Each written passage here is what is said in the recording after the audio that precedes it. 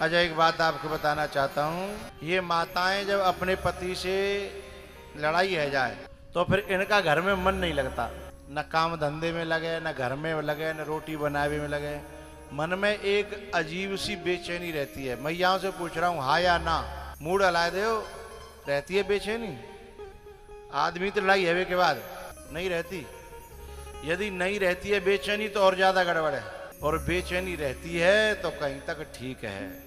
यदि अपने आदमी से लड़ाई होने के बाद बेचैनी रह रही है तो समझ लो तुम्हारा अपनापन और पति का अपनापन अभी जिंदा है, हैं? और बेचैनी नहीं होए तो भीतर से तार टूटने लगे हैं, फिर ये रिश्ता ज्यादा दिन चलने वाला। पति से खटपट हो जाने के बाद जब पति उपेक्षा कर देता है, बोले न, तो फिर और ज्यादा परेशानी होने लगती है। फिर वह घर में जो लगते हैं कि कैसे दिना कटेंगे, एक एक घंटा काटना भारी पड़ जाता है। फिर वो कोई न कोई बहाना ढूंढती है अपने मायके जाने का, है? लेकिन अब मायके जाना है तो पूछना तो उसी से पड़ेगा, है ना? फिर वो कहेगी कि मुझे मायके जाना है, मैं कहीं बाहर जाना चाह रही हूँ, आपसे आज्ञा चाहिए। बोले कहाँ जाना है? बोले मायके। लेकिन यदि सब कुछ सही हो गया तो मायके में भी चैन पड़ेगा, लेकिन सही नहीं हुआ तो मायके में जाने के बाद में भी चैन मिलने वाला आया ना, बोलो, हैं? फिर वो सोचती है कि मैं घर में परेशानी है रही, यहाँ आ गई, यहाँ भी परेशानी है।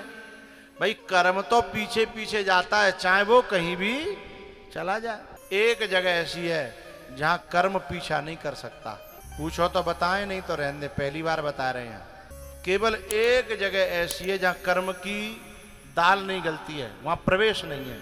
जो सुग्रीव था उसके पीछे बाली पड़ा था मारने के लिए। जहां जहां बाली जाए, सुग्रीव जाए, मारवे के लिए बाली पहुंचे। लेकिन किसी ने बताया कि तुम जा ऋषिमुख पर्वत पर चले जाओ। बोले तो यहाँ क्या होगा? बोले यहाँ बाली के आने की हिम्मत नहीं है। बोले क्यों? बोले इसको श्राप लगा हुआ है। ऋषिमुख पर्वत पर ऋषि मुनि संत महात्मा रहते थे। ऋषिमुख पर्वत पर ऋषि मुनि संत महात्मा रहते थे, और जहाँ ऋषि मुनि संत महात्मा रहेंगे वहाँ सत्संग तो होगा ही, अपने आप होगा। तो एक बार क्या हुआ, बाली ने एक जो है भैंसा मार करके ऋषिमुख पर्वत पर फेंक दिया था। उसी दिन ऋषियों ने श्राप दे दिया कि यदि ये बाली अब कभी भी इस पहाड़ पर आया तो इसके सिर के टुकड़े टुकड़े हो जाएंगे। उस दिन से बाली का वहां प्रवेश नहीं था। समझ रहे हो? ऋषिमुख पर्वत पर जैसे बाली का प्रवेश नहीं था, ऐसे ही भगवान के कथा के पांडाल में कर्म का प्रवेश नहीं है, बाहर खड़ा रहता है, इंतजार करता है कि जो सुन के आवे तो जल्दी से जाके कंधन पे बैठूं, हैं?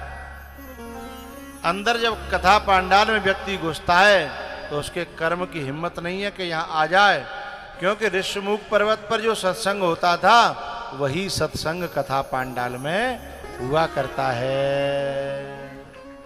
तो ये कर्म व्यक्ति का पीछा करता है। लेकिन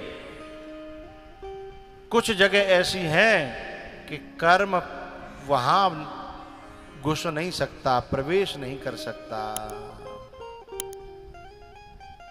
है। तो यदि माताएं अपनी मायके में भी चली जाएं तो भी बेचैनी दूर होने वाली, क्योंकि कर्म उनका पीछा कर रहा है। लेकिन यदि सत्संग में आ जाती हैं तो हो सकता है थोड़ी बहुत मन को शांति, क्योंकि कर्म जब पांडाल में रोड से नीचे उतरेंगी सो कर्म को कंधों से उतरना पड़ेगा। बोले वहां हमारा प्रवेश नहीं है, इसलिए तुम जाओ, हम तुम्हारा इंतजार करेंगे।